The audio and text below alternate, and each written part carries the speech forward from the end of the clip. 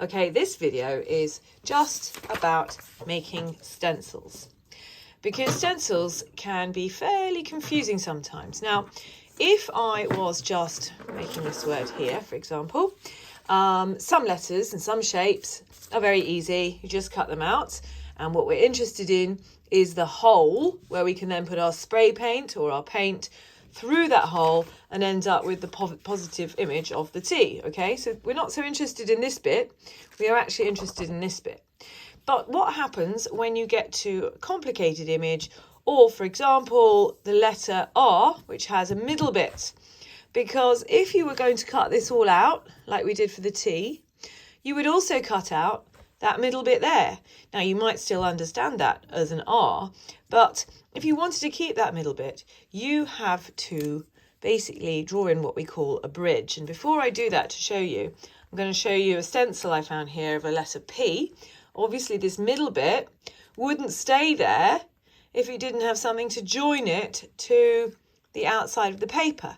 So these joiners here, quite thin plastic, they are called bridges. And they are holding this middle bit, which we could call an island, in place. Okay, so when you are designing your picture for your stencil, you need to start thinking, where are my bridges going to be? If I was to cut the whole thing out around the outline, what bits would risk falling out in the middle? Just falling out because they need a bridge to keep them in place. Okay, so we're going to give this R a bridge and we're going to start cutting it.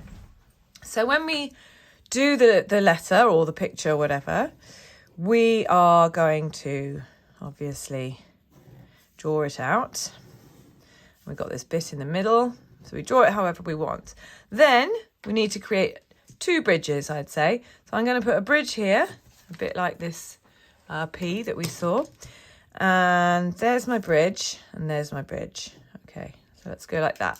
Now, this could get terribly confusing because now I've got loads of lines all over the place. So it really does help to not confuse yourself when you're cutting, is to actually just colour in the area that will be space, that will be cut off with your knife.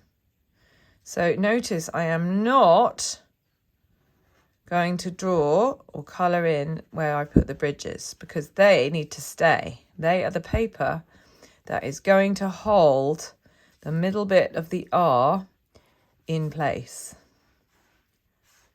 Okay, so this is now ready to cut, and you will see that this will come off in one piece and that will come off in one piece. And we really need to not cut here and to not cut here and to not cut here and not cut there. Otherwise, we risk losing our bridge. So let's do some cutting. Now, when we are cutting, we always use a cutting mat.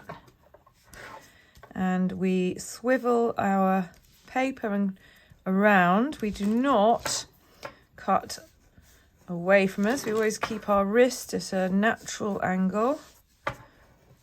And we try very hard. Oops, can you see I made a little mistake there? Luckily it didn't go all the way through.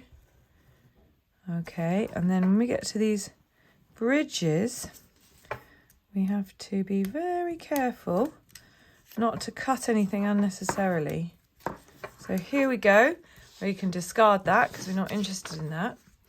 And what we need to do here is make sure we keep those bridges in place. So now I'm going to go like this all the way because I coloured it in, so I know what I'm doing.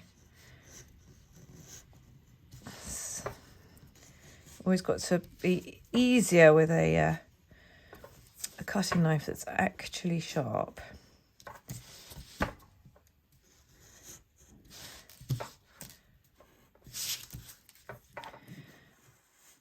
So you need to think quite hard when you're designing your stencil about where you're going to put those bridges so that your middle parts do not fall out.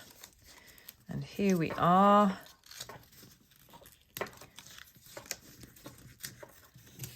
And there we go, you see?